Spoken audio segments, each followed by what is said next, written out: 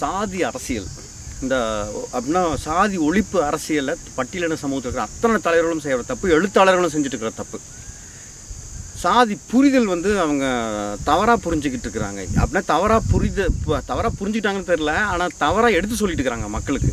சாதி ஒழிப்பு என்பது எஸ்சி வர்சஸ் பிசின்றது தான் இப்போ இந்தியா முழுக்க இருக்குது.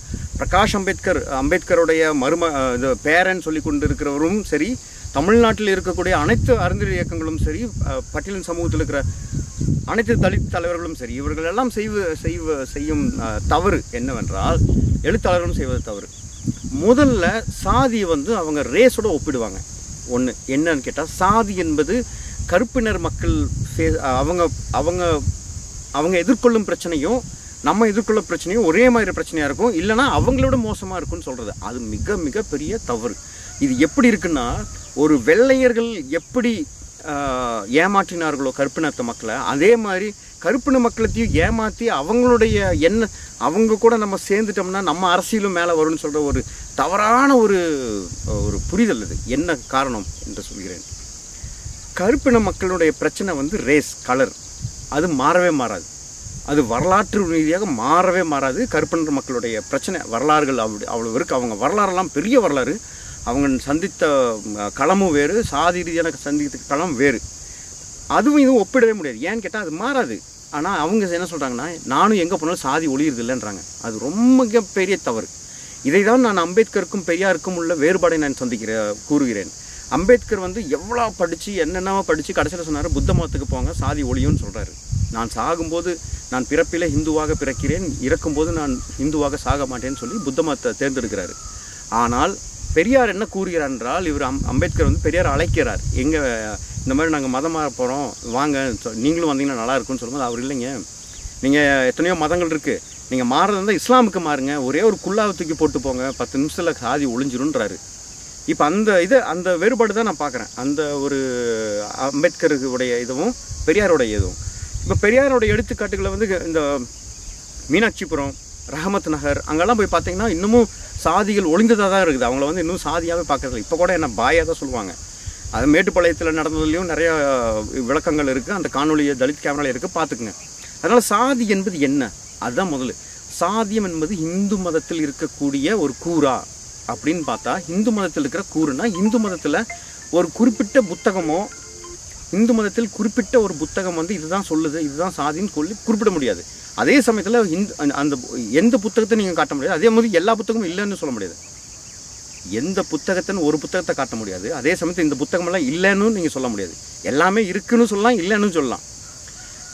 ஆனால் இந்து மதத்தில் இருக்கிறது அப்படி என்னது, இந்து மதத்தை தாண்டி இருக்கிற ஒரு கூறு அதில் என்ன இருக்குது அப்படின்னு சொல்லும்போது, இந்து மதம் எப்படி எல்லா மக்கள்கிட்டையும் போயிட்டுருக்குது அப்படின்னு சொல்லி கேட்டால், இந்து மதத்தில் இருக்கிற இந்த பியூரிட்டி பொல்யூஷன், அதாவது சுத்தம் சுகாதாரம், சுத்தம் அழுக்கு தீண்டாமை, அதுதான் முக்கியமான கூறு. இந்த கூறு தான் எல்லா மதத்துலேயும் இருக்கிறவங்க பின்பற்றுறாங்க. என்ன காரணம் கேட்டால், இது இந்து மதம் இல்லை அப்படின்னு சொல்லி தூக்கி போட்டு அப்படி தான் சாதி வருது. அதுதான் சாதி நீங்கள் கிறிஸ்துவ மதத்துக்கு போனாலுமே உங்களுடைய அடையாளம் மாறாமல் இருக்கிறதுக்கு ஒரே காரணம் அதுதான். ஆனால் இது டெம்பரவரின்னு தான் சொல்லுவேன். சாதியம் என்பதே ஒரு டெம்பரவரி. சாதியை நீங்கள் ஒழிக்க முடியாதுன்றலாம் இல்லை. சாதி ஒழிக்கலாம். ரேசனத்துக்கு கூட நீங்கள் ஒழிக்க முடியாது, ஆனால் சாதி நீங்கள் ஒழிக்கலாம். இன்னொன்றும் எடுத்துக்காட்டு சொல்கிறேன். இன்றைக்கு நான் இந்தியாவில் இருக்கிறேன். அமெரிக்கா போனால் என் சாதி ஒழிஞ்சது இல்லையா? அமெரிக்காவில் இருக்கும் இந்தியர்களை நான் சந்திக்கும் பொழுது தான் சாதி இருக்கிறது. அமெரிக்காவில் சென்ற பிறகு எனக்கு சாதி இல்லை. அமெரிக்காவுக்கு போகிறேன், ஆஃப்ரிக்கா போகிறேன். ஆஃப்ரிக்காவில் நான் படித்தேன். அங்கெல்லாம் நமக்கு ஒரு சாதி ஒழிப்பதற்கு ஒரு கொள்கை வேணும்னு எனக்கு படல. அவங்க கொள்கையே போதும் அப்படின்னு சொல்லி, ஏன்னா எல்லோரும் சரிசமமாக பார்த்து சரிசமமாக ட்ரீட் பண்ணாங்க. அதனால் அது ரெண்டு வேறு. இப்போது அருந்ததியர் இயக்கங்களுக்கு அருந்ததியர் பிரச்சனைங்க, இந்த சானிடேஷன் பிரச்சனை ஒரு பிரச்சனை. என்னென்னா, இவங்க அரசியலை அப்படியே பறையர்கள் மற்ற சாதியினர் பட்டியலில் என்ன பண்ணாங்களோ அதவே பின்பற்றுறாங்க. ஆனால் அந்த அரசியலை அருந்ததியர் இயக்கங்களால் கட்டி எழுப்ப முடியாது. இதை நான் இருந்தே சொல்லிட்டு இருக்கிறேன். நீங்கள் அருந்ததியர் இயக்கங்கள் இல்லை, சானிடேஷன் ஒர்க்கர்ஸுக்கே சொல்கிறேன். அவங்க ஒரு பறையர் எடுத்து இதுதான் சுயமரியாதைன்னு சொல்கிறாங்க, ஒரு சிம்பிளாக முடிச்சுட்டு போயிடறாங்க. ஆனால் அருந்ததியர் இயக்கங்களுக்கு வரும்போது நான் இந்த வேலையை செய்யலை, இது கேவலன்றாங்க. ஒரு காலகட்டத்தில் மலக்குழியில் இறங்கினால் சாட்டையால் அடிப்பேன்னு சொன்னால் ஒரு அருந்ததியர் இயக்கமும் இருக்குது. இப்போவும் செப்டிக் டேங்க் வாகனத்தை அருந்திகளுக்கு கொடுக்கக்கூடாதுன்னு சொல்லி கூட இருக்குது. நான் ஒன்றே ஒன்று தான் கேட்குறேன். இப்போ மழைக்குழியில் இறங்குவது சாட்டையால் அடிப்பேன்னா யாரை போட்டு சாட்டையில் அடிக்கிறீங்க? அந்த இறக்குனவனையா இல்லை இவன் இறங்கினவனையா? இன்னொன்று அவனுக்குன்னு சட்டம் இருக்கா? முதல்ல அவனுக்குன்னு உரிமை இருக்கா? அவன் மாட்டேன்னு சொன்னால் சூப்பர்வைசர் சஸ்பெண்ட் பண்ணுவான். அதுக்கு ரூல்ஸ் இருக்குது. அவனுக்கு ரூலே கிடையாது. அவன் வந்து ஒரு கொத்தடிமை. அது தெரியுமா? அதை பற்றி போராடி இருக்காங்களா? இல்லை. சரி, இது வந்து வண்டி ஓட்ட வேணான்றீங்க. ஆமாம், இப்போ குப்பாளிட்டு இருக்கிறாங்க, எல்லாருமே குப்பாடுறாங்க, வீடு வீடாக போய் குப்பாடுறாங்க. இதை வந்து இன்னமும் சில இந்த இவங்களுடைய பிரதிநிதின்னு சொல்லி கொண்டு இருக்கிறவங்க ஏன் இந்த பிரச்சனை எடுக்கலன்னே தெரியல. ஏன்னா 1980களில் அந்த 80களில் வீடு வீடாக போய் கக்குசை வலிப்போம், விசில் அடிச்சுட்டு. அதே பழக்கத்தை மாடர்னைஸாக கொண்டு வந்துட்டுருக்காங்க. அந்த மாடர்னைசேஷன் தான் இந்த ஸ்வச்ச பாரத்னு சொல்லிக்கிட்டு வீடு வீடாக போய் குப்பை வாங்குது. வீடு வீடாக குப்பை வாங்க நீலகிரி மாவட்டம்லாம் பார்த்திங்கன்னா ரொம்ப கேவலம். அந்த மாதிரி அது வந்து அந்த மாதிரி புரிதல் இருக்கிறாங்க. அதனால் என்னென்னா, இப்போது அந்த இயக்கங்களுக்கு நான் கேட்குறது, நான் தொழில் பண்ணுறேன், நான் இந்த மாதிரி 400 ரூபாய்க்கு குப்பை வாங்குறேன், அவனுக்கு பிஸ்னஸ் பண்ணி விட வேண்டியதான. அந்த வண்டி வாங்கி ஓட்டினா என்ன? அவன் இரவில் பண்ணுறான், அந்த வேலை பண்ணாமலாம் இல்லை, பண்ணி தான் இருக்கிறான். மெஷினரிலாம் பண்ணுறான். மெஷினரியோட பண்ணுறதுக்கு என்ன பிரச்சனை? காசில் எங்கே இருக்குது தீண்டாமை? இருக்குதான். நான் வாடகை வீடு எடுக்க முடியாது, எல்லாம் பண்ண முடியாது, உண்மை தான். ஆனால் அதுக்குன்ட்டு எனக்குன்னு ஒரு காசு இருந்துச்சுன்னா, இப்போ நான் அட்லீஸ்ட் என் பிள்ளைய படிக்க வைப்பில்ல, அதுக்கு நான் பிச்சைக்காரனாவே வாழணுமா? ஒரு பிஸ்னஸ் ரீதியாக போகும்போது ஏன் தலித் இயக்கங்கள் வந்து பிஸ்னஸை ஃபோக்கஸ் பண்ணுறதில்ல? படி கவர்மெண்ட் ஜாப்னு பண்ணுறீங்க. நீங்கள் அறிவு வளர்த்துனீங்கன்னா நீங்கள் பிஸ்னஸ் கூட பண்ணலாம்ல. அந்த பிஸ்னஸ் போகிறது ஏன் பேசுறதில்லன்னு தெரில. அதனால் என்னென்னா, அறிவியல் இயக்கங்கள் வந்து இன்னொன்று என்ன சொல்லிட்டாங்கன்னா, நாங்கள் வந்து தமிழ் மொழி பேசுகிறவங்க, நாங்கள் வந்து தமிழர்கள் அப்படின்னு சொல்கிறாங்க, ஆதி தமிழர்கள்னு. ஆனால் அது சொல்கிறது பிரச்சனை இல்லை. நீங்கள் அங்கே எங்கேருந்து ஆரம்பிக்கிறீங்க, யாருக்காக ஆரம்பிக்கிறீங்கன்றதான் முக்கியம்.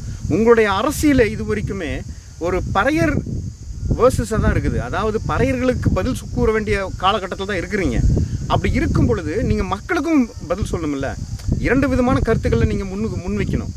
எப்போ பார்த்தாலும் அவங்க தமிழர்கள் இல்லைன்னா நீங்கள் தமிழர்கள்னு சொல்லி ஆதிக்குடின்னு சொல்லி எல்லாம் புக் எழுதுறீங்க. ஆனால் கிரவுண்டில் இருக்கிற தூய்மை பணியாளர்களாக பணி செஞ்சு கொண்டு இருக்கிற அருந்திகளை நீங்கள் என்ன எப்படி பார்ப்பீங்க? அவங்களுக்கு என்ன நலத்திட்டங்களை வச்சுருக்கிறீங்க?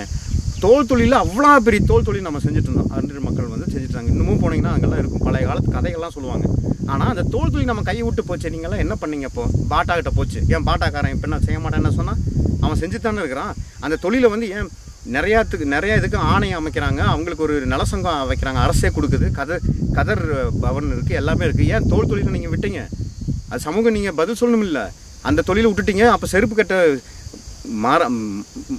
மாட்டின் தோலை பதப்படுப்பதில் அருந்ததிகளை விட வேறு எவருமே கிடையாதுன்னு தமிழ்நாட்டில் ஆவாரம் பூ தேய்ப்பார்கள்னு சொல்லி வரலாறு இருக்குது.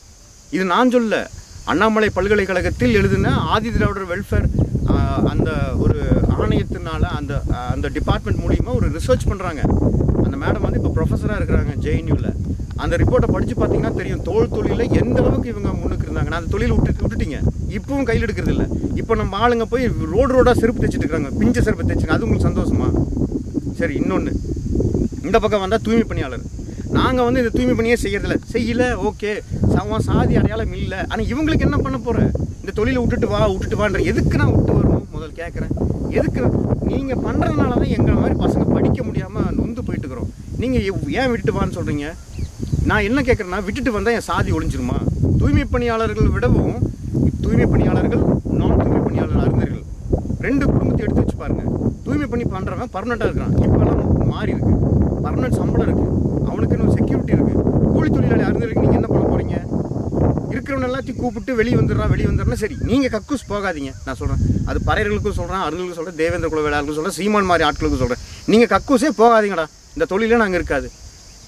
ஒவ்வொருத்தனும் எவன் இந்த யார் இந்த தூய்மை பணியை விட்டு வான்னு சொல்லுகிறேன். உங்கள் கக்கூஸை நீங்கள் அள்ளுங்கப்போ. மற்றவன் வளரான்ட்டு இல்லை, இவன் வந்துட்டான்னு இன்னொரு தள்ளி தானே ஆகணும். இந்த தொழில் உலகம் முழுக்க இருக்கிற பேசிக் தொழில். அந்த தொழிலை தீண்டாமல் இருக்கேன். அமெரிக்காவில் சொல்ல வேண்டியதானே நீங்கள் அந்த தொழில் விட்டு வாங்க எல்லாத்தையும். அமெரிக்கா, இந்தியா, உலகம் முழுக்க. அப்போ தெரியுதில்ல, உங்களுக்கே வித்தியாசம் தெரியுதில்ல. அமெரிக்காவில் தீண்டாமை இல்லை, இங்கே அப்போ இந்த தீண்டாமையை அட்டாக் பண்ணுறது உங்களுடைய ஒரு அஜெண்டாவே இல்லையே.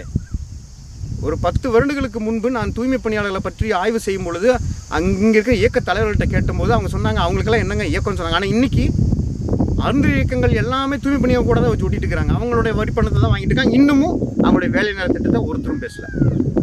சரி, மேனுவல் ஸ்கேவெஞ்சிங் சாகுறாங்கல்ல, இதையே நான் கேட்குறேன். மேனுவல் ஸ்கேவெஞ்சிங்கில் செத்துறாங்கப்பா. இதுக்கு முன்னாடி என்ன பண்ணீங்க? ட்ரைனேஜ் இருந்தீங்க, அது என்ன கையால் மலமல்லும்னு சொன்னீங்க. அது 10 வருஷத்துக்கு முன்னாடி. 10 வருஷத்துக்கு பின்னாடி மேனுவல் ஸ்கேவெஞ்சிங். இதுக்கப்புறம் செப்டிக் டேங்க் நான் ஒன்று சொல்லிட்டு இருக்கிறேன். அதுக்கப்புறம் என்ன? இப்படியே 10 வருஷம் போகிறதுக்கு நீங்கள் என்ன ஒரு ஆய்வு பண்ணுறீங்க? என்ன ஒரு கண்ணோட்டத்தில் இந்த சமூகத்தினுடைய விடியலுடைய கண்ணோட்டத்தில் என்ன தான் வச்சுருக்கீங்க முன்பு இந்த சமூகத்தின் முன்பு? நான் என்ன சொல்கிறேன்னா, இவங்களுக்கு நீங்கள் வேலை நேரம் கொண்டு வந்தால் இவங்களுக்கு நீங்கள் பிஸ்னஸ் கொண்டு வந்தால், ஏன் ஏர்போர்ட் டாய்லெட்டே நீ தாண்டா வடிச்சுட்டுக்கிற, கிளீன் பண்ணி தானே பட்டுக்கிற, நீங்கள்லாம் எடுக்கிற கான்ட்ராக்டான்னு சொல்ல வேண்டியதானே? ஏன் அவங்களோட சுயமரியாதை பற்றி நீங்கள் பேச மாட்டேங்கிறீங்க? ஆனால் நீங்கள் என்ன சொல்கிறீங்க, நாங்களாம் கக்கூஸ் வலிக்கிறவங்க இல்லையான்னு சொல்லுங்க. இல்லைதான், ஆய்வில் அப்படிதான் சொல்லியிருக்கு. ஆய்வுனா நான் பண்ணுற ஆய்வு இல்லை, ஹிஸ்டரி என்ன சொல்லுது? நம்மளை பிராண்ட் பண்ணது என்னது? சாதின்றது என்ன? பிராமணன்னா அவன் கலெக்டரா இருந்தாலுமே அவன் பிராமணன் தான். அம்பேத்கர் என்ன சொல்ற? அம்பேத்கர் என்ன படிச்சீங்க? அம்பேத்கர் என்ன சொல்கிறார்? அம்பேத்கர் காந்திக்கு பதில் கூறும் பொழுது சொல்கிறார், நான் தூய்மை பணி செய்தாலும் செய்யாட்டும் நான் அருந்தேன் தான் அப்படின்னு. இந்த ஏன்னா காந்தி சொல்ல நானும் இது பண்றேன்னு. அப்ப நான் தூய்மை பணி செய்யாட்டியும் என் ஜாதி அப்படிதான் இருக்கு. அருந்தருக்கு இலக்கியங்கள் எல்லாம் ஜாதின்னு ஒரு அடையாளம் இருக்குல்ல. அருந்ததுன்னா என்ன வரலாறு வச்சிருக்காங்க? தோல் கொலை பண்றவங்க போட்டின்ற வார்த்தை எங்க வருது? இதுக்கு நீங்க அங்கிருந்து கொண்டு போவீங்க. கேரளால போய் பாருங்க, போட்டி தான். மைசூர்ல எங்க சாதி தான்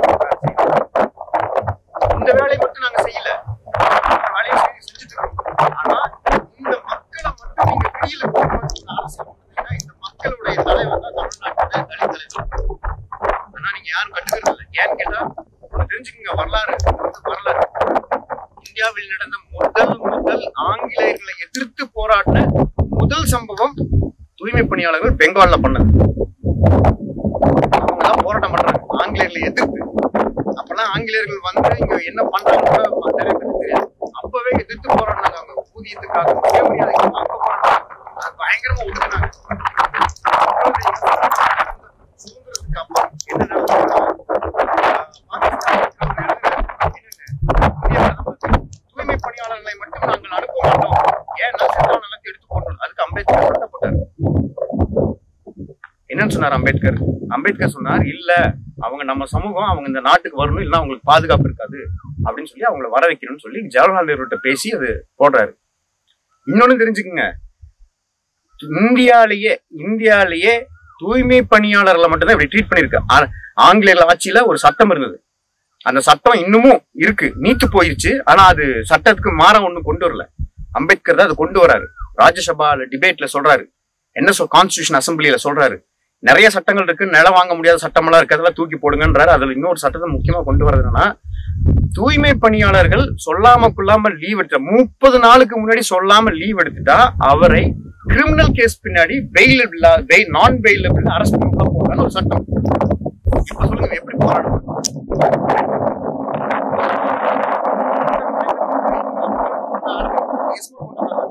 போராடவே கூடாதுன்னு சொல்லி அப்ப எங்கிருந்து அவன் போராடுவான்? அப்புறம் இன்னொன்னு, இந்த தூய்மை பணியாளர்களை ஒரு பில்டிங்ல ரொம்ப நேரம் ஆகாது. தலைவர்களுக்கு சொல்றேன், கொள்கை இல்லாம நீங்க நிறைய பேர் கொள்கை இந்த அருந்தர் சமூகத்தினுடைய விடியில கொண்டு போறதுக்கு உங்களுக்கு கொள்கையே இல்லை. இன்னொன்னு, இந்நேரத்துக்கு உள்ளொதுக்கிட்டு வந்த பின்னாடி நான் குறை கூறுகிறேன் நினைக்க வேண்டாம். ஒவ்வொரு பகுதியில கோவையில் இருக்கிற அருந்தலுக்காக போய் சொல்லியிருக்கலாம் இல்லையா? இதுதானே வாய்ப்பு மக்களை போய் சந்திக்கிறதுக்கு. ஒரு நோட்டீஸ் அடிச்சு பிரசுரம் அடித்து 3% எனக்கும் யாருக்குமே தெரியாம இருக்குது. ஆகவே என்னவென்றால், நீங்க அருந்தர் இயக்கங்களுக்கு இன்னொரு பெரிய பிழை. தெலுங்கு பேசாதீங்க, தமிழ்னு சொல்லிட்டு நீங்க பறையர்களுக்கு பதில் சொல்லி தமிழ் சாதி தமிழ் சொந்தத்துக்கு சொல்லிட்டு போறீங்க இல்லையா? ஆமா நம்ம தமிழன் என்று எழுதிட்டீங்க, ஓகே.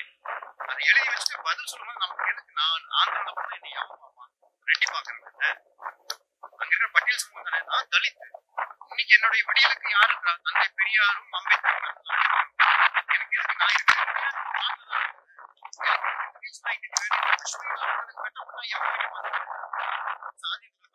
சீமான் போய் நிப்பாரா? யாரு நிப்பா? நம்ம தானே நினைக்கணும். ஏன்னா நீ அருந்திருந்த நீ தமிழன்னு சொன்னாலும் சரி, தெலுங்குன்னு சொன்னாலும் சரி, என்னமோ சொல்லிட்டு போ. ஏன்னா நீ மாற போறது இல்லை.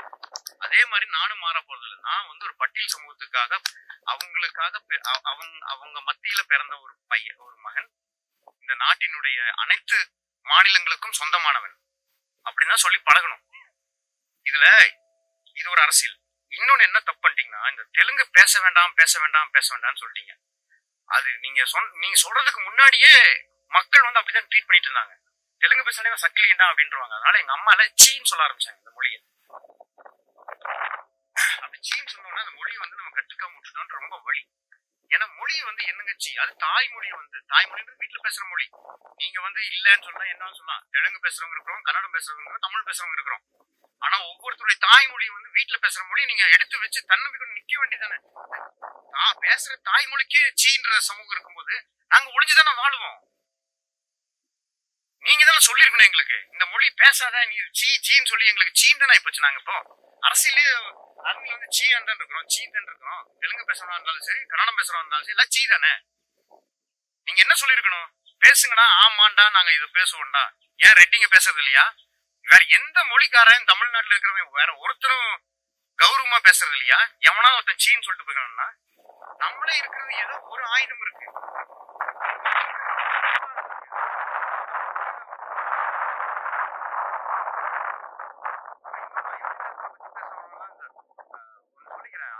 என்ன சொல்லுவாருன்னா, இது மனசுல வச்சுக்கோங்க. அயோத்தியாஸ் என்ன சொல்லுவாருன்னா, உண்மையான பறையன் என்பவன் அவன்தான் பறையர் என்பது உண்மையான பிராமன். மற்றவங்கள வேச பிராமன். பிறந்த பிராமணா வேச பிராமணா, பறையர்கள் தான் உண்மையான பிராமணம்மா. அதனால என்னன்னா, அருந்ததி இயக்கங்கள் வந்து